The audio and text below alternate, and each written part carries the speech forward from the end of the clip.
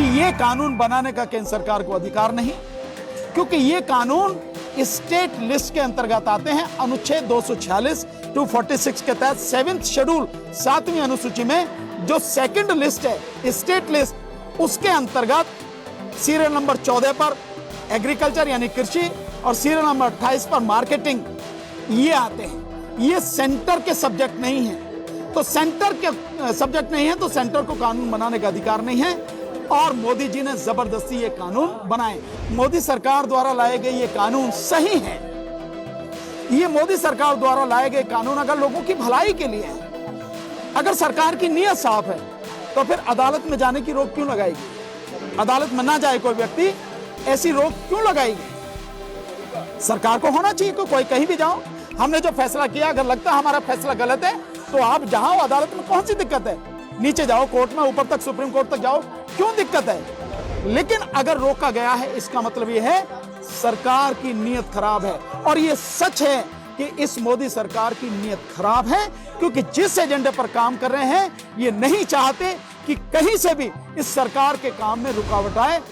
साथियों, सत श्री अकाल, जय भीम, नमस्कार, आदाब। आज मैं यहाँ इस समय सिंगू बॉर्डर पे हूँ और इस किसान आंदोलन में आज 109वां दिन है। ये आंदोलन इन 109 दिनों में कई तरह के पड़ावों से गुजरा है और आज गुजरते गुजरते यहाँ तक पहुँचा है। इस किसान आंदोलन ने इतने उतार चढ़ाव देखे हैं और 26 जो जनवरी का एक घिनौना षड्यंत्र इस सरकार ने इस आंदोलन को खत्म करने के लिए किया, वो भी सबने उसका नज़ारा देखा। लेकिन एक बड़ी दिक्कत उसमें हो रही है कि कानूनी कार्रवाई होनी चाहिए, अपने ढंग से होनी चाहिए, लेकिन पुलिस एक बहुत ही गलत काम कर रही है लगातार। जो भी व्यक्ति यहाँ से जा रहा है, इस तरह की न्यूज़ यहाँ पर आ रही हैं कि यहाँ से कोई भी व्यक्ति अगर जा रहा है इस आंदोलन में से निकल के, पुलिस उसको अरेस्ट कर ले रही है, उसको गिरफ्तार कर ले रही है और फिर उसको जेल भेज दे रही है। मतलब ये बड़ी एक अजीब स्थिति है कि कोई भी व्यक्ति जा रहा है, आप उसको गिरफ्तार करके जेल भेज दे रहे हैं। आप ये मान ले रहे हैं कि जो किसान आंदोलन में जा रहा है वो कोई अपराधी है और आप कानून को ताक पे रख के लोगों को परेशान कर रहे हैं। यहां तक कि लोगों को गुरुद्वारे तक भी नहीं जाने दिया जा रहा है, वहां भी अरेस्ट कर लिया जा रहा है, उससे पहले भी अरेस्ट कर लिया जा रहा है। ये बड़ी अजीब स्थिति है। एक और बड़ी मेरे सामने जो स्थिति आई है, जो अभी लोग, मैं जैसे यहाँ पे आया हूँ इस आंदोलन में, तो पीछे साथी बता रहे कि जो किराया भी लिया जा रहा है वो किराया भी यहाँ आने वाले लोगों से डबल लिया जा रहा है। ये कैसे लिया जा रहा है समझ में नहीं आ रहा है मेरे। मतलब जो किराया वहां से लेके यहाँ तक माना 15 रुपए लगता है, उससे 30 रुपए लिए जा रहे हैं। ये जो सारी चीजें हैं, मैं समझ रहा हूं कि सरकार पुलिस के माध्यम से इस आंदोलन में आने वाले लोगों को डराने की कोशिश कर रही है, इस आंदोलन को कमजोर करने की कोशिश कर रही है। इस आंदोलन में लोग शामिल ना हो, इस आंदोलन की ताकत ना बढ़े, ऐसा प्रयास, ऐसा घिनौना प्रयास सरकार पुलिस के माध्यम से कर रही है। किसान इंसान है, कोई वो नहीं है जो उन्हें बड़े विशेषण दिए गए। और पुलिस वालों से मेरा निवेदन है कि तुम भी सरकार की गुलामी में ऐसे मत डूब जाओ कि इंसानियत को पूरी तरह से शर्मसार कर दो या खत्म ही कर दो। तुम भी इंसान हो, कल तुम्हारे साथ भी जो है ये सिचुएशन हो सकती है। सरकार तुम्हारे खिलाफ भी कोई ऐसे कानून बना सकती है। तो तुम्हें भी इंसानियत को कम से कम सामने रख के लोगों के प्रति व्यवहार करना चाहिए। ऐसा ना करे पुलिस, ऐसा मेरा आग्रह है, ऐसा मेरा आग्रह है। दूसरा, इस आंदोलन में जिस तरह से यह आंदोलन लगातार बढ़ता चला जा रहा है, आज 109 दिन में भी इस आंदोलन की ताकत कम नहीं हुई है, बल्कि बहुत बढ़ गई है। यह आंदोलन सरकार के हिसाब से, जो सरकार कल कहती थी कि यह पंजाब और हरियाणा का आंदोलन है, फिर सरकार ने कहा कि यह पश्चिमी उत्तर प्रदेश का आंदोलन है, फिर इस पे एक ठप्पा लगाया कि यह जाट आंदोलन है। ये ना पंजाब और हरियाणा का आंदोलन है, ना ये जो है पश्चिमी उत्तर प्रदेश का आंदोलन है, और ना ही ये जाट आंदोलन है, ये किसान और मजदूरों का आंदोलन है। और किसान इस आंदोलन को लीड कर रहे हैं और देश को बचाने का आंदोलन है। ये सरकार जिस तरह से इन कानूनों को लेकर आई है, कोई भी संवेदनशील सरकार ऐसा कानून नहीं ला सकती, लेकिन ये सरकार तो निश्चित रूप से तानाशाह सरकार है और देश की बहुसंख्यक आबादी को गुलाम बनाने के लिए, इस देश को हिंदू राष्ट्र घोषित करने के लिए काम करने वाली सरकार है। जो सपना इनका कभी पूरा नहीं होगा, मैं निश्चित रूप से इस बात को कह सकता हूं कि यह सपना सपना ही रहेगा और पूरी तरह से टूट जाएगा, कभी पूरा नहीं होगा। लेकिन इस सपने को साकार करने की चाहत में जिस तरह से देश को तबाह कर रही है सरकार, जिस तरह से देश के हर व्यक्ति की जिंदगी इसने दांव पर लगा दी है, ये बहुत गलत है। सरकार को सोचना चाहिए और सरकार को इन कानूनों को तत्काल वापस लेना चाहिए। वैसे तो इसमें बहुत सी चीजें जिन्हें मैं आपको बताता रहा हूं, लगातार बताता रहा हूं, वीडियोस में मैंने लगातार बताया है। जो पत्रकार मेरे से सवाल पूछते हैं उसमें मैंने सारी चीजें लगातार बताई हैं कि किस तरह से न केवल देश के 14 करोड़ 64 लाख किसानों को यह तबाह कर देगा, बल्कि इस देश के जो 82 करोड़ गरीब हैं, मजदूर हैं, जिनके लिए सरकार, इस देश की संसद ने 2013 में नेशनल फूड सिक्योरिटी एक्ट बनाया था और इस देश के गरीबों को राशन की 5 लाख दुकानों के माध्यम से सस्ते कम दामों पर अनाज देने की बात कही थी और यहां तक भी कहा था कि इन गरीब लोगों को 3 रुपए किलो चावल, 2 रुपए किलो गेहूं और 1 रुपए किलो मोटा अनाज देने की व्यवस्था की थी।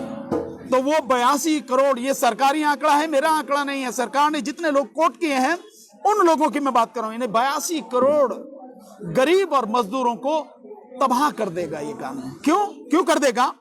एक बहुत छोटे से उदाहरण से आप समझ सकते हैं कि जो कॉन्ट्रैक्ट फार्मिंग है, उस कॉन्ट्रैक्ट फार्मिंग में जब किसान और ट्रेडर के बीच में, आप मान के चलिए कि पूरे देश में अगर ये कानून जब लागू होगा और पूरे देश में किसान की तमाम जमीन पर उगने वाली फसल का एग्रीमेंट व्यापारियों से हो जाएगा और उस एग्रीमेंट में जो उस फसल की कीमत है कि किस रेट में व्यापारी उससे खरीदेगा, यह भी तय हो जाएगी फसल के बोने से पहले ही। तो फिर एमएसपी कहां से होगी? इसका मतलब यह है कि एमएसपी खत्म हो जाएगी और कल आप सरकार से गुहार जब करोगे कि हमें एमएसपी नहीं मिली, तो सरकार बहुत साफ कह देगी, भाई तुमने अपनी मर्जी से जो एग्रीमेंट किया, तुमने अपनी मर्जी से अपनी फसल का दाम तय किया, तो हम इसमें कैसे एमएसपी दिलवा सकते हैं आपको? और सरकार ने कहीं भी इस कानून में एमएसपी का इस तरह से जिक्र नहीं किया कि जो भी एग्रीमेंट होगा, फसल की जो भी कीमत तय होगी वो एमएसपी से कम पे तय नहीं होगी, ऐसा कहीं भी जिक्र नहीं है। तो एमएसपी खत्म होगी। मोदी जी बेशक कहते रहे एमएसपी थी, एमएसपी है, एमएसपी रहेगी, एमएसपी खत्म होगी। अब मैं उस बात पे आता हूं कि इस कानून से किस तरह से ये सारे लोग तबाह होंगे और जो गरीब है उसको राशन कैसे नहीं मिलेगा। जब पूरे देश में सारी जमीन पर होने वाली फसल का एग्रीमेंट व्यापारी से होगा, तो जब फसल कट के आएगी सारी फसल व्यापारी के गोदाम में चली जाएगी। तो इन 82 करोड़ लोगों को, जिनके लिए 2013 में नेशनल फूड सिक्योरिटी एक्ट बनाया था, उनके लिए राशन की दुकानों पर देने के लिए अनाज कहां से आएगा? सरकार के पास कहीं अनाज नहीं होगा, क्योंकि एग्रीमेंट के हिसाब से, इस कानून के हिसाब से सारा अनाज तो व्यापारी के गोदाम में चला जाएगा। इसका मतलब यह हुआ कि जो 82 करोड़ लोग हैं वो भूखों मरेंगे और सरकार यही चाहती है। सरकार जिस हिंदू राष्ट्र के एजेंडे पर काम कर रही है, उस हिंदू राष्ट्र के एजेंडे पर वो लोगों को इतनी बड़ी संख्या में गुलाम बनाकर ही काबू में रख सकती है। और गुलाम बनाने के लिए 2 चीज चाहिए, एक, उनकी शिक्षा खत्म कर दो। तो सरकार ने शिक्षा खत्म कर दी, प्राइवेट कर दिया, सरकारी स्कूल कॉलेजों की हालत खस्ता हो गई। तो शिक्षा खत्म यानी ज्ञान खत्म, यानी जानकारी खत्म, और जानकारी खत्म तो आप अपने आप में कमजोर हो गए। दूसरा, लोगों का रोजगार खत्म कर दिया, और रोजगार खत्म, आमदनी खत्म, नौकरी खत्म, तो आर्थिक रूप से व्यक्ति की कमर टूट जाएगी। मतलब व्यक्ति अपने केवल पेट के लिए रह जाएगा। तो ये जो षड्यंत्र है पूरा, उस षड्यंत्र के तहत इन कानूनों को लाया गया है और इन कानूनों के माध्यम से 82 करोड़ गरीबों को तबाह करने की पूरी साजिश है। केवल किसान नहीं, 14 करोड़ 64 लाख किसान, 82 करोड़ गरीब, और कुल मिलाकर अगर देखते हैं वो छोटा व्यापारी जो खाद, बीज, पेस्टिसाइड, मशीनरी, ये सारी चीजें बेचता है, वो व्यापारी खत्म होगा। तो मतलब इसका ये हुआ कि इस देश में इस कानून के माध्यम से लगभग 120 करोड़ लोगों से ज्यादा की संख्या को पूरी तरह से तबाह करने और गुलाम बनाने के लिए कानून लाया गया। वैसे अगर देखा जाए तो जो प्राकृतिक न्याय की बात करते हैं, नेचुरल जस्टिस की बात करते हैं, हर वो कानून जिस कानून में अदालत का दखल रोका जाए, यानी उस कानून के तहत अगर कोई काम होता है तो कोई व्यक्ति अदालत नहीं जाएगा, ये रोक अगर लगाई जाए, अपने आप में ही वो कानून पूरी तरह से गैर कानूनी और गैर संवैधानिक है। और इस कानून में ऐसा ही है। इस कानून की जो धारा 22 है, वो धारा 20 है। धारा 20 में यही कहा गया है कि कोई भी व्यक्ति इस कानून के लिए अदालत में नहीं जा सकेगा। इसका मतलब यह है कि कानून गैर कानूनी, गैर संवैधानिक। मेरा एक सवाल है बहुत छोटा सा, अगर मोदी सरकार द्वारा लाए गए ये कानून सही हैं, ये मोदी सरकार द्वारा लाए गए कानून अगर लोगों की भलाई के लिए हैं, अगर सरकार की नीयत साफ है, तो फिर अदालत में जाने की रोक क्यों लगाई गई? अदालत में ना जाए कोई व्यक्ति, ऐसी रोक क्यों लगाई गई? सरकार को होना चाहिए कि कोई कहीं भी जाओ, हमने जो फैसला किया, अगर लगता है हमारा फैसला गलत है तो आप जाओ अदालत में, कौन सी दिक्कत है? नीचे जाओ कोर्ट में, ऊपर तक सुप्रीम कोर्ट तक जाओ, क्यों दिक्कत है?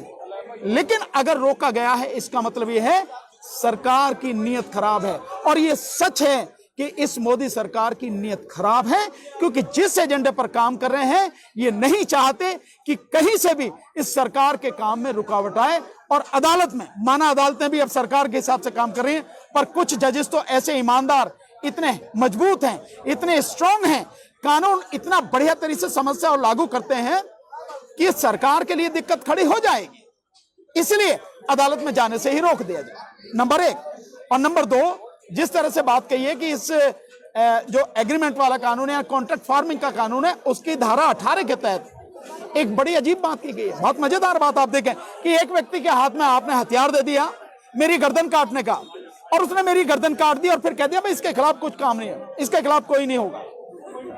यही इस कानून के कॉन्ट्रैक्ट फार्मिंग के जो धारा 18 है उसमें है। क्या है उसमें कहा गया है कि इस कानून के तहत राज्य सरकार, केंद्र सरकार, राज्य सरकार या केंद्र सरकार का कोई भी अधिकारी, एसडीएम, एडीएम, डीएम, कोई भी काम करेगा, कोई भी फैसला लेगा, उसके खिलाफ आप किसी अदालत में नहीं जा सकेंगे, उसके खिलाफ कोई भी कानूनी कार्रवाई नहीं होगी, ना तो सिविल सूट फाइल होगा, ना ही कोई फौजदारी मुकदमा उसके खिलाफ होगा, और ना ही किसी भी तरह की कानूनी कार्रवाई उसके खिलाफ होगी। इसका मतलब यह हुआ कि आपने अधिकारियों को खुली छूट दे दी, जो मन में आए करें, यानी अधिकारियों को इतना संरक्षण दे दिया।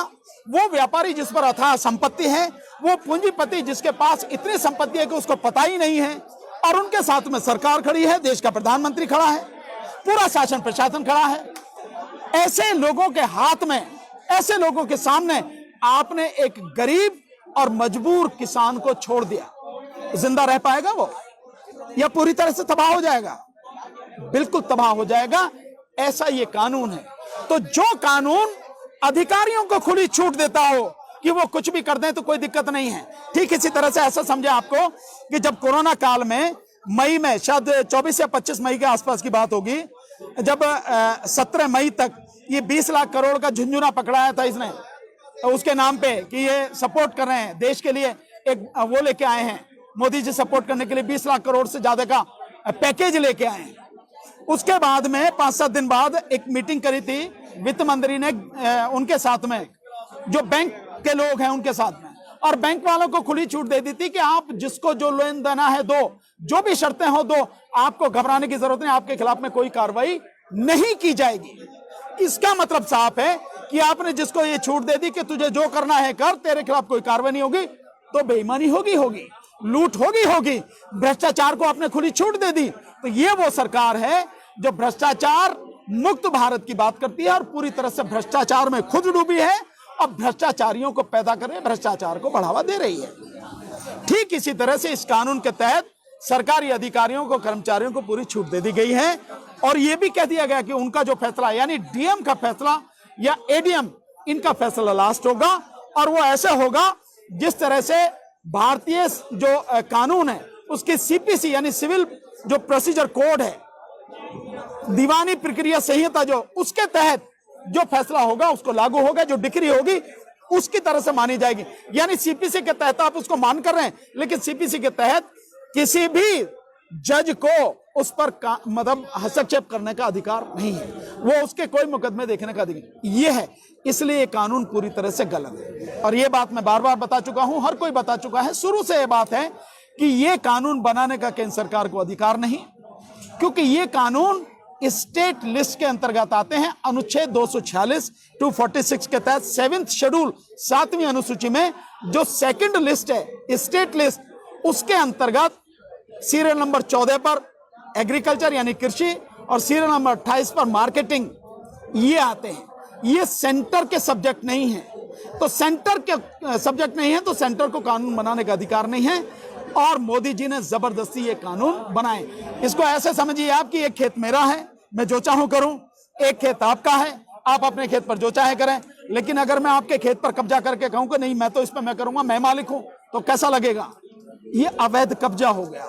और इसी तरह से ये सरकार इस देश में ये कानून लाके इसको तबाह करना चाहती है और केवल इसके पीछे इतनी इंटेंशन नहीं है, राज्य सरकार का अधिकार छीनकर कानून बनाना, इस देश का जो संघीय ढांचा है, फेडरल स्ट्रक्चर है, उसको भी खत्म करने का एक षड्यंत्र है। जैसे इस सरकार ने जीएसटी बनाया और जीएसटी बनाकर जो स्टेट को टैक्स कलेक्ट करने का अधिकार था उसके माध्यम से, सेल टैक्स के माध्यम से उस सबको इकट्ठा कर दिया। तो इकट्ठा तो कर लिया सेंट्रल गवर्नमेंट ने और स्टेट गवर्नमेंट का जो हिस्सा था वो अभी तक उसे दिया नहीं है। यानी स्टेट गवर्नमेंट के पास जो पैसा जाना चाहिए था, जो उसकी इनकम थी, जो उसका हक था, वो भी इसके सरकार ने लूट के अपने पास में रख लिया, उनको पैसा नहीं दिया और कह रही है कि आप रिजर्व बैंक से कर्ज ले लो। क्यों ले लें भाई कर्ज?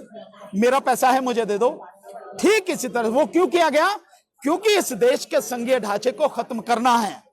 आपको ध्यान आता है मोदी जी कहते हैं एक नेशन एक इलेक्शन, इसका मतलब सीधा यह है कि एक इलेक्शन, ऐसा नहीं कि एक साथ इलेक्शन। एक इलेक्शन का मतलब है केवल मोदी जी का इलेक्शन, मोदी जी ही हैं सब कुछ। ये है इसका मतलब एक नेशन और वन इलेक्शन का। तो देश, उसके लिए देश को संघीय ढांचा जो है उसको कमजोर करना पड़ेगा, स्टेट को खत्म करना पड़ेगा, स्टेट की विधानसभाएं उनको खत्म करना पड़ेगा। और जब उनका आप पैसा छीन लो, पैसा अपने पास रख लो और उनका कानून बनाने का अधिकार आप छीन लो, तो इसका मतलब यह है कि आप राज्यों को कमजोर कर रहे हैं, इस देश के संघीय ढांचे को कमजोर कर रहे हैं। यह बड़ा भयानक षड्यंत्र है जिसको लोगों को समझने की जरूरत है। आज बस इतना ही, बाकी बातें बाद में। सत श्री अकाल जी, मैं निर्मल मान ਊੜਾ टैक्स सेटलमेंट तो ये तुसी वीडियो देख रहे सी टीवी पंजाब के उत्ते। ਇਹੋ ਜਿਹੇ ਹੋਰ ਜਾਣਕਾਰੀ ਭਰਪੂਰ ਵੀਡੀਓ ਦੇਖਣ ਵਾਸਤੇ टीवी पंजाब ਦੇ ਚੈਨਲ ਨੂੰ ਸਬਸਕ੍ਰਾਈਬ ਕਰੋ ਤੇ ਨਾਲ ਹੇਠ ਦਿੱਤੇ ਹੋਏ ਬੈਲ ਆਈਕਨ ਦੇ ਬਟਨ ਦਬਾਓ। ਸਤਿ ਸ਼੍ਰੀ ਅਕਾਲ।